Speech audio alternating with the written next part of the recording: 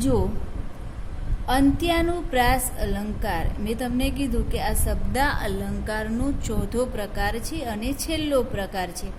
હવે જો કે પહેલી પંક્તિનો છેલ્લો શબ્દ અને બીજી પંક્તિનો પણ છેલ્લો શબ્દ, આ બંને વચ્ચે જ્યારે પ્રાસ રચાય ત્યારે આપણે અંત્યાનુપ્રાસ અલંકાર કહીશું.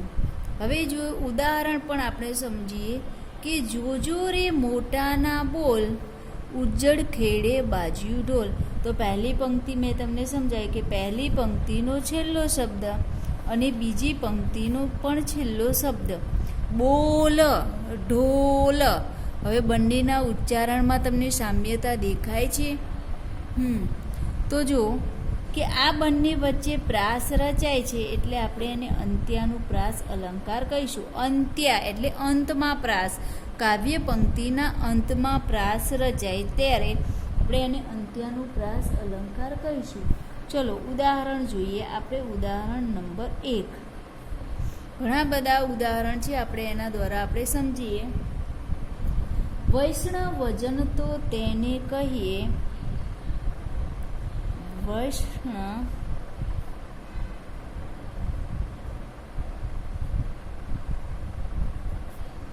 લખો, વૈષ્ણવ વજન તો તેને કહીએ જે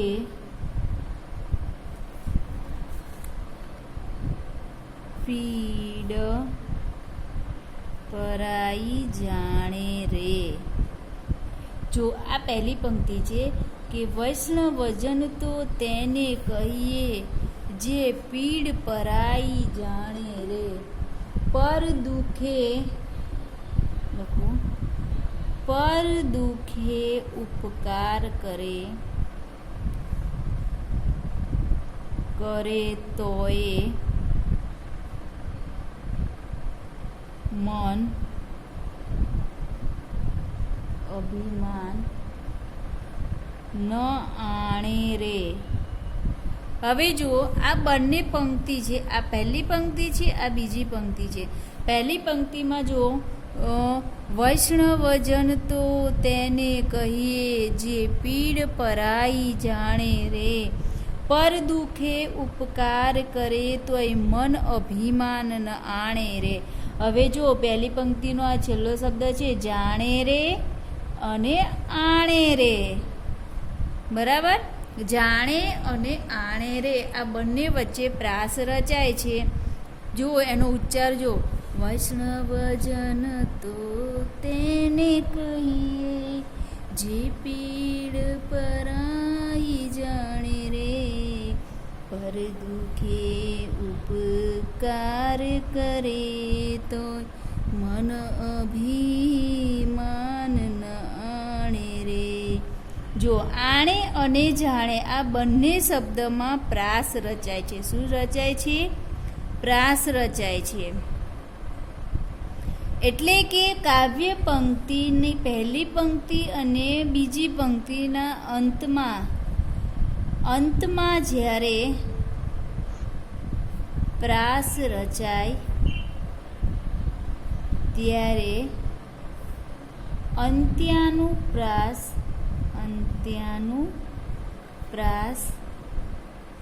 અલંકાર રચાય છે. બરાબર, ખબર પડી ગઈ કે શબ્દ અલંકાર છે એ સહેલા છે. વર્ણ સગાઈમાં વર્ણનું એકનું એક વર્ણ વારંવાર રિપીટ થાય છે અને શબ્દાનુપ્રાસ અલંકારમાં શબ્દ એક સરખા શબ્દનું પુનરાવર્તન થાય ત્યારે શબ્દાનુપ્રાસ અલંકાર કહેવાય. હવે જુઓ આંતરપ્રાસ અલંકાર કોને કહેવાય? તો પહેલી પંક્તિનો છેલ્લો શબ્દ અને બીજી પંક્તિનો પહેલો શબ્દ વચ્ચે જ્યારે પ્રાસ રચાય ત્યારે આપણે એને આંતરપ્રાસ અલંકાર કહીશું. અને અંત્યાનુપ્રાસ અલંકાર કોને કહેવાય? તો આપણે છેલ્લા સમજ્યા કે અંત્યાનુપ્રાસ અલંકાર એટલે કાવ્ય પંક્તિના અંતમાં જ્યારે પ્રાસ રચાય, બે પંક્તિઓ આપેલી હોય, જ્યારે અલ્પવિરામમાં હોય ત્યારે એક પંક્તિ પૂર્ણ થાય અને તમને તરત ખ્યાલ પણ આવી જાય કે આ બંને વચ્ચે પ્રાસ રચાય છે. બંનેના ઉચ્ચારણમાં સામ્યતા જેવી તમને દેખાય. હવે જો આપણે પહેલાં જોયું કે બોલ અને ઢોલ, જાણે રે આણે રે, બંનેના ઉચ્ચારણમાં તમને સામ્યતા દેખાય છે, એટલે આપણે એને અંત્યાનુપ્રાસ અલંકાર કહીશું કે જે કાવ્ય પંક્તિ પહેલી પંક્તિના અંતમાં અને બીજી પંક્તિના અંતમાં પ્રાસ રચાય ત્યારે. બરાબર. હવે જુઓ કે અહીંયા આપણે બીજા ઘણા ઉદાહરણ લખી લઈએ છીએ 4-5 જેવા. બરાબર, જેથી તમને ખ્યાલ આવે કે આ અંત્યાનુપ્રાસ અલંકાર છે. ચલો લખો. આવ નહીં આદર નહીં, આવ નહીં આદર નહીં,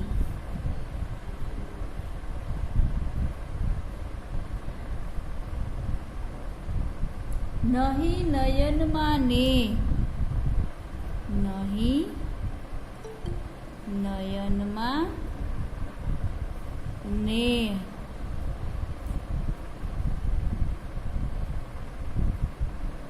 તે ઘર કદી ન જાઈએ,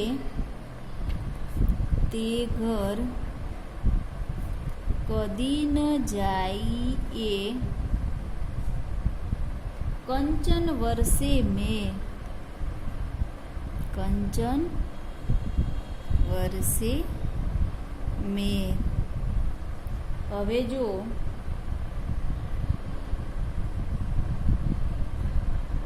આ પંક્તિમાં તમને ખ્યાલ આવશે કે આવ નહીં આદર નહીં, નહીં નયનમાં ને, તે ઘર કદી ન જાઈએ, કંચન વર્ષે મેં. અહીંયા નેહ અને મેં, નેહ અને મેં, આ બંને વચ્ચે પ્રાસ રચાય છે. તો હા, જો પહેલી પંક્તિના અંતમાં અને બીજી પંક્તિના અંતમાં બંને વચ્ચે પ્રાસ રચાય છે, એટલે આપણે આને અંત્યાનુપ્રાસ અલંકાર કહીશું. ચલો બીજું આપણે લખીએ.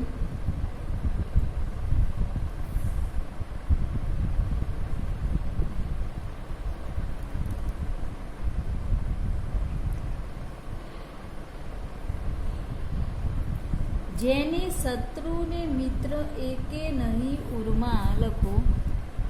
જેને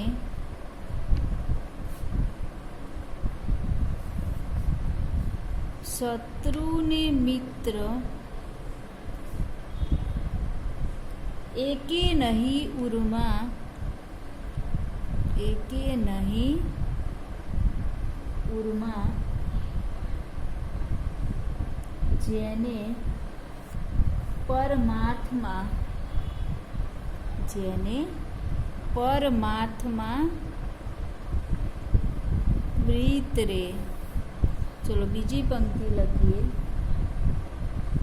મન વચન ને વાણીમાં, મન વચન અને વાણીમાં, ચાલે ને રૂડી પાડે એવી રીત રે. ચાલે ને રૂડી પાડે એવી રીત રે. હવે જો આ પંક્તિમાં પ્રીત રે અને રીત રે એ પંક્તિના અંતમાં છે અને બંનેનો ઉચ્ચાર સરખો છે, એટલે આમાં અંત્યાનુપ્રાસ અલંકાર રચી શકે. ચલો લખીએ. દેહ પર. લખો. ઉદાહરણ નંબર 4. દેહ પર તીણા ઉજરડા, તીણા ઉજરડા નોહરના, નોહરના થીજી રહ્યા છે, થીજી રહ્યા છે. આજ ઠંડા પહોરના, આજ ઠંડા પહોરના. બરાબર. હવે જુઓ અહીંયા નોહરના અને પહોરના બંને પંક્તિના અંતમાં છે અને આ બંને વચ્ચે પ્રાસ રચાય છે, બંનેમાં ઉચ્ચારણની સામ્યતા છે. પહોરના નોહરના બંનેનું ઉચ્ચારણ સરખું થાય છે. તો હા, તો આપણે અંત્યાનુપ્રાસ અલંકાર કહીશું. હવે આપણે અહીંયા આપણા અલંકાર પૂરા થાય છે. એમાં ઘણા બધા ઉદાહરણ છે, તો આપણે બધા લખવાના નથી. હવે તમે સમજી ગયા છો કે શબ્દ અલંકારને, બરાબર, શબ્દ અલંકારના 4 પ્રકારો છે. કયા કયા? તો વર્ણસગાઈ, વર્ણાનુપ્રાસ અલંકાર, એ બંને એક છે.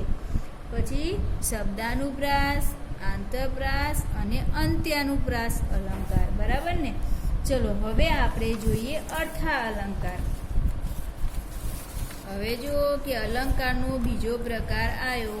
પહેલા શબ્દ અલંકાર જોયા, હવે આપણે અર્થા અલંકારને સમજવાના છે. હવે જોઈએ એનો બીજો પ્રકાર છે અર્થા અલંકાર.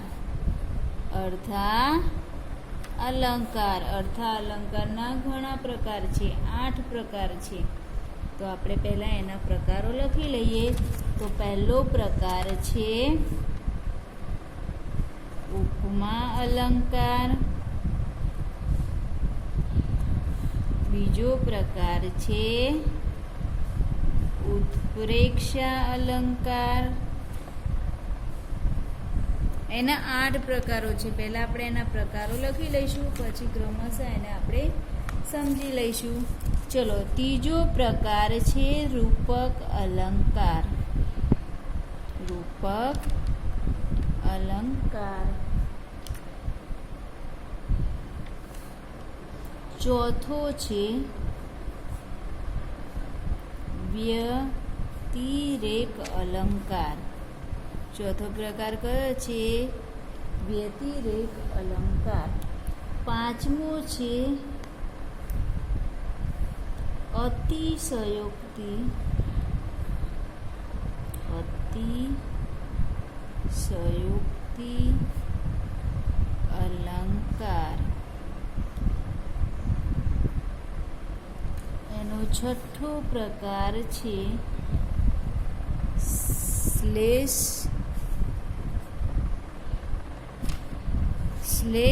અલંકાર. છઠ્ઠો પ્રકાર છે શ્લેષ અલંકાર. સાતમો પ્રકાર છે સજીવારોપણ.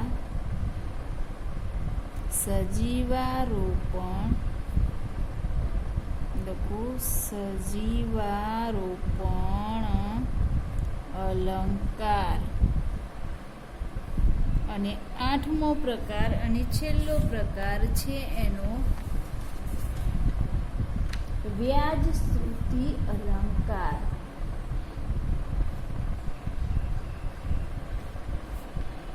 વ્યાજ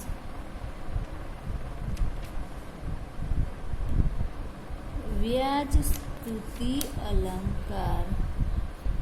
8 નહીં પણ એના 9 પ્રકાર છે. અને છેલ્લો પ્રકાર છે મેન છે અનન્વયી અલંકાર.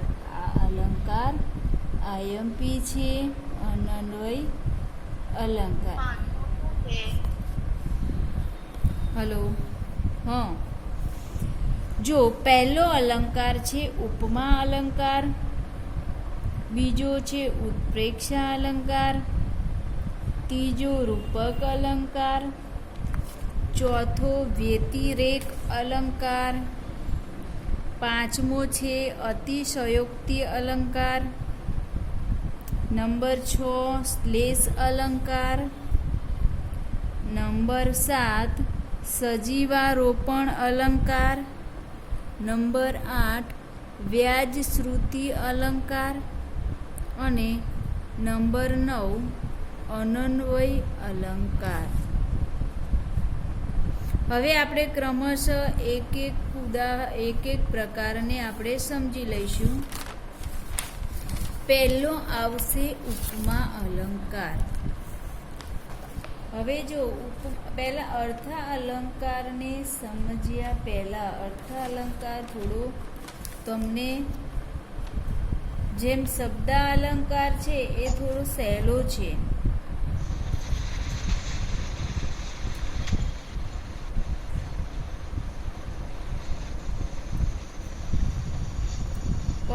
અર્થા અલંકારમાં સૌથી પહેલા બે શબ્દોને આપણે સારી રીતે સમજવાના છે. અર્થા અલંકારને સમજ્યા પહેલા આપણે એમાં ઉપમેય અને ઉપમાન આ બે શબ્દોને સારી રીતે સમજવાના છે કે ઉપમેય કોને કહેવાય, ઉપમાન કોને કહેવાય. જો સૌથી પહેલા આપણે અર્થા અલંકારને સમજવા માટે એક ઉદાહરણ લઈશું.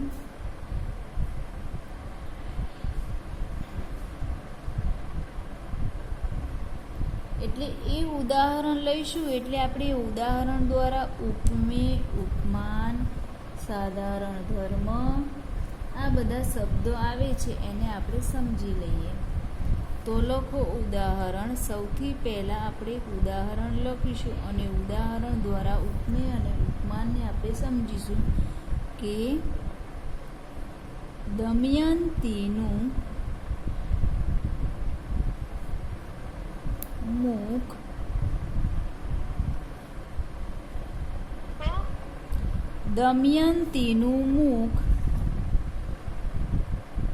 ચંદ્ર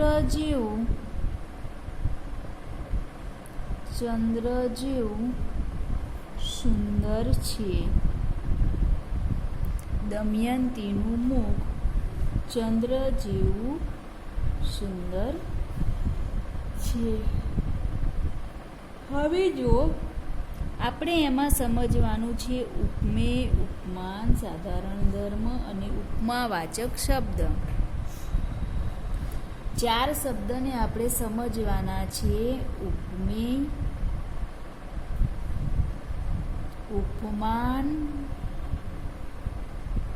ઉપમાવાચક શબ્દ અને સાધારણ ધર્મ.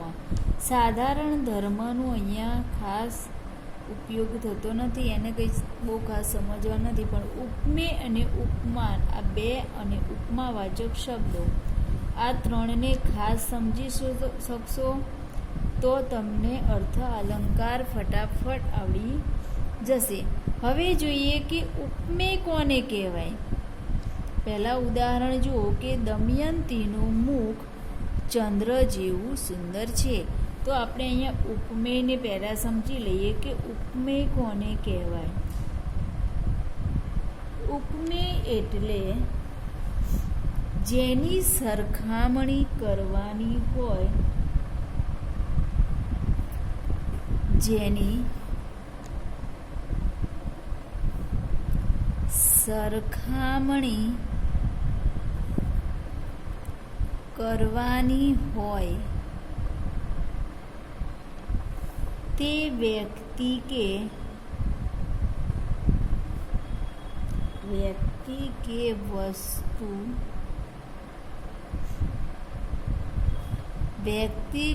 વસ્તુવાચક શબ્દને ઉપમેય કહેવાય.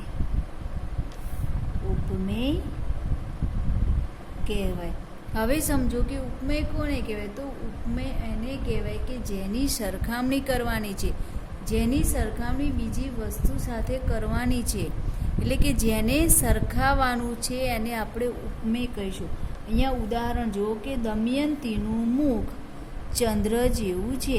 તો અહીંયા દમયંતીનું મુખ છે, આ મુખ છે એને ચંદ્ર જેવું છે એટલે ચંદ્ર જેવું છે એટલે એને ચંદ્ર સાથે સરખાવ્યું છે. તો સરખામણી કોની કરી? તો આપણે દમયંતીના મુખની સરખામણી કરી. કોની સરખામણી કરી? તો મુખ. દમયંતીનું જે મુખ છે એને આપણે ચંદ્ર સાથે સરખાવી. બરાબર. એટલે આ ઉદાહરણમાં મુખ છે એ ઉપમેય છે કે મુખની સરખામણી કરી છે. આપણે વ્યાખ્યાને સમજ્યા કે જેની સરખામણી કરવાની હોય તેને આપણે ઉપમેય કહીશું. બરાબર ને. તો અહીંયા જો દમયંતીનું મુખ એ છે ઉપમેય છે. હવે ઉપમાનને સમજીએ. ઉપમાન. તો ઉપમાન પહેલા ઉપમેય જુઓ કે જેની સરખામણી કરવાની છે, અને ઉપમાનમાં એવું હોય છે કે જેની સાથે સરખામણી કરવાની હોય, જેની સાથે સરખામણી કરવાની હોય તે व्यक्ति के वस्तुवाचक शब्दने उपमान કહે છે. ખબર પડી ને? ઉપમેય એટલે કે જેની સરખામણી કરવાની છે, અને ઉપમાન એટલે જેની સાથે સરખાવવામાં આવે એને આપણે ઉપમાન કહીશું. તો અહીંયા ઉપમાનમાં આવશે ચંદ્ર. ચંદ્ર છે એને આપણે ઉપમાન કહીશું. તો દમયંતીના મુખને ચંદ્ર સાથે સરખાવવામાં, એટલે કે જેની સાથે સરખાવવામાં આવ્યું હોય એને આપણે ઉપમાન કહીશું. તો કોની સાથે સરખાવ્યું છે દમયંતીનું મુખ? તો કે છે ચંદ્ર સાથે, એટલે ચંદ્ર છે ઉપમાન છે. બરાબર ને? હવે જોઈએ ઉપમાવાચક શબ્દ. ઉપમાવાચક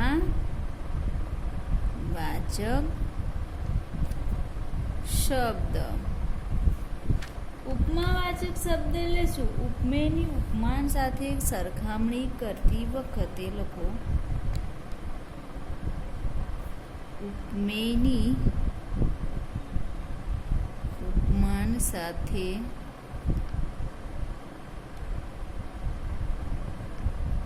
સરખામણી કરતી વખતે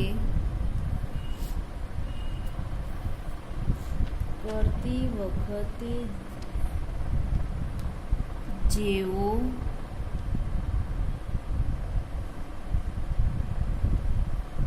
હવે જો કે ઉપમેયની ઉપમાન સાથે સરખામણી કરતી વખતે જ્યારે પંક્તિમાં જેવું, જેવો,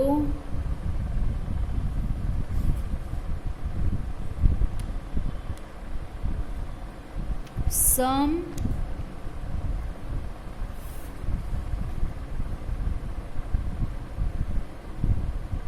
સમાન, તુલ્ય, સમોવડું,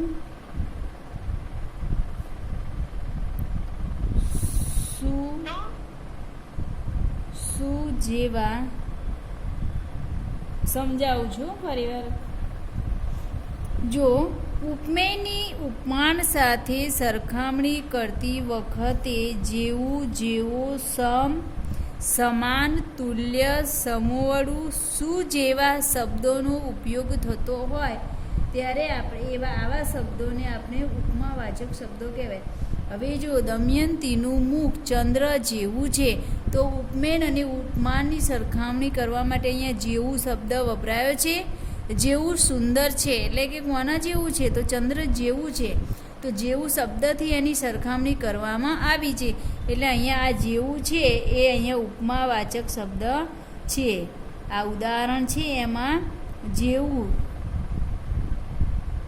બરાબર? દમયંતીનું મુખ ચંદ્ર જેવું સુંદર છે, એટલે અહીંયા ઉપમેય છે, મુખ છે, ચંદ્ર છે, ઉપમાન છે, અને જેવું છે ઉપમાવાચક શબ્દ છે. હવે જો એમાં સાધારણ ધર્મ આપણે સમજી લઈએ. બરાબર ને? બહુ ખાસ કામમાં આવતું નથી, પણ આપણે તો એને સમજવું પડશે. સાધારણ ધર્મ. સાધારણ ધર્મ એટલે શું? તો સાધારણ ધર્મ એટલે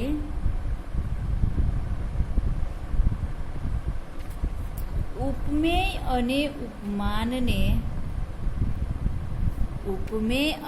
ઉપમાનને સરખાવા,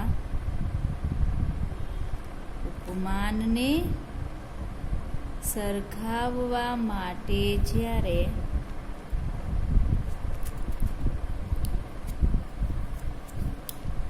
કોઈ એક સમાન ગુણને સરખાવવા માટે જ્યારે કોઈ એક સમાન ગુણને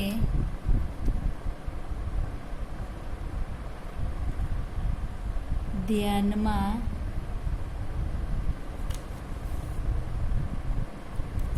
લેવામાં આવે છે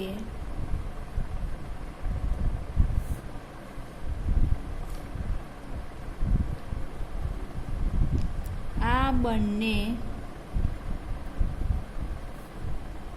વચ્ચે રહેલા ગુણને સાધારણ ધર્મ કહે છે. હવે જો કાવ્ય પંક્તિ આપણે વાક્યને સમજીએ કે દમયંતીનું મુખ છે ચંદ્ર જેવું સુંદર છે. આપણી પંક્તિ આપણું જે વાક્ય છે જો કે દમયંતીનું મુખ ચંદ્ર જેવું સુંદર છે. આમાં કોઈ ગુણ દર્શાવે છે તો સુંદર છે એ ગુણ છે, બરાબર. એટલે આ સુંદર છે સાધારણ ધર્મ થયો કે ઉપમેય અને ઉપમાન વચ્ચે જ્યારે કોઈ એક સમાન ગુણ દર્શાવેલો હોય બંનેનો, બરાબર, ત્યારે આપણે એને સાધારણ ધર્મ કહેવાય. એટલે અહીંયા સુંદર શબ્દ છે એ સાધારણ ધર્મ થયો, બરાબર. હવે આપણે એના પ્રકારો વિશે ભણીશું. ખબર પડી ગઈ ને. ઉપમાન કોને કહેવાય? તો ઉપમાન છે જેની સરખામણી કરવાની છે એને ઉપમેય કહેવાય. અને ઉપમાન એટલે શું? તો ઉપમાન એટલે કે જેની સાથે સરખાવવામાં આવ્યું હોય એને આપણે ઉપમાન કહીશું. કે જેની સાથે સરખાવવામાં આવ્યું છે એને આપણે ઉપમાન કહીશું. અને ઉપમાવાચક શબ્દો એટલે શું?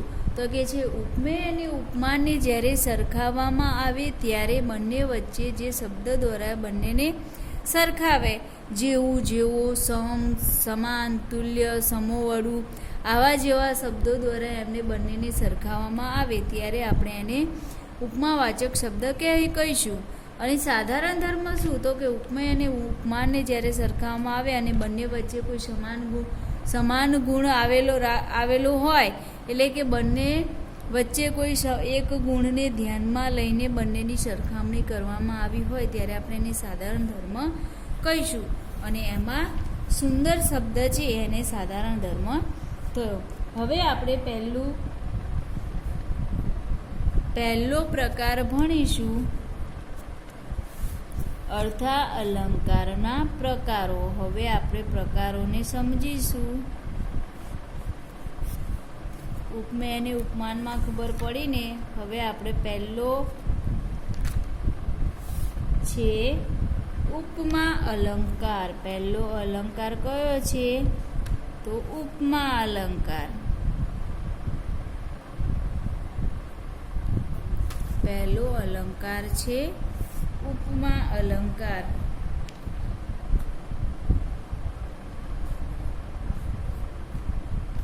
હવે જો કે બે કોઈ અલગ અલગ વસ્તુ આપેલી હોય અને આ બંને વસ્તુ વચ્ચે કોઈ ખાસ ગુણને ધ્યાનમાં લઈને જ્યારે એની સરખામણી, એટલે કે ગુણને ધ્યાનમાં લઈને જ્યારે એની સરખામણી કરવામાં આવે ત્યારે આપણે એને ઉપમા અલંકાર કહીશું.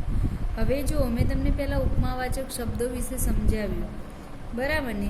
એટલે ઉપમા અલંકારમાં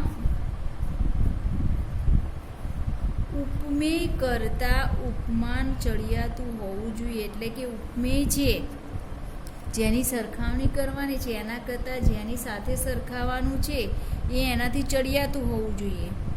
એટલે કે ઉપમેય છે એ થોડુંક ઉપમાન કરતાં નીચું હોવું જોઈએ. એટલે કે ચડિયાતું, એટલે કે જેની સાથે સરખામણી કરવાની હોય તો એના કરતાં ચડિયાતું હોય ને.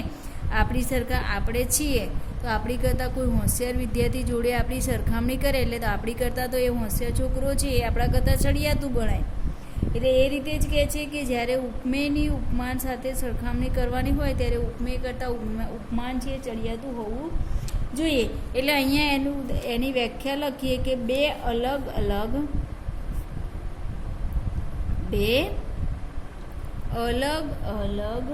વસ્તુઓ વચ્ચે વસ્તુ વચ્ચે કોઈ એક ખાસ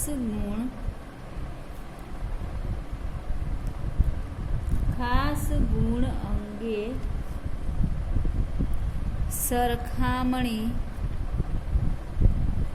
સરખામણી કરવાની હોય ત્યારે ઉપમા અલંકાર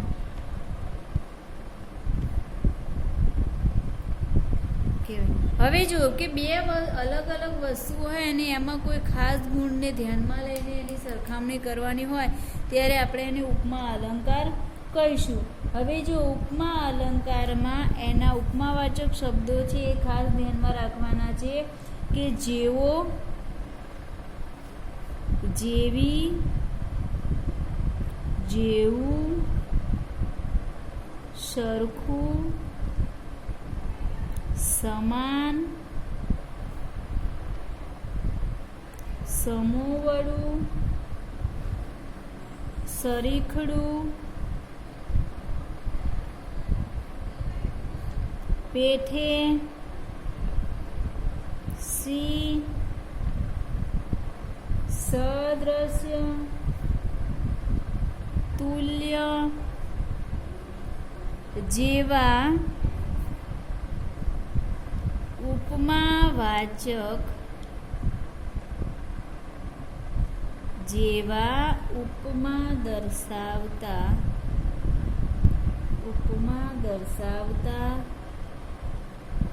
શબ્દો છે જેને આપણે